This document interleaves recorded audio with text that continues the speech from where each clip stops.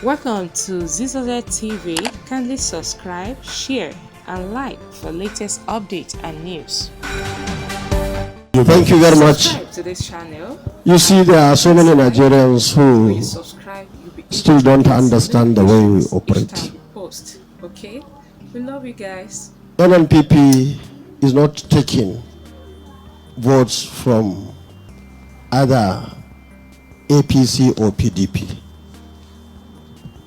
NNPP is taking votes from both parties, that is one.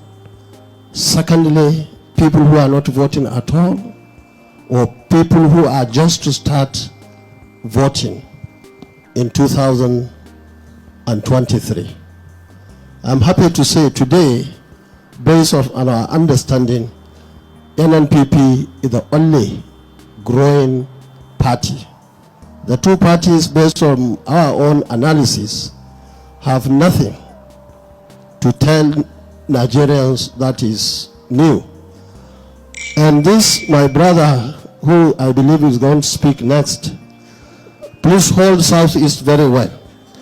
You will do a good job for our party and for Nigerians. Thank you very much. Please, quiet in the hall, quiet in the hall.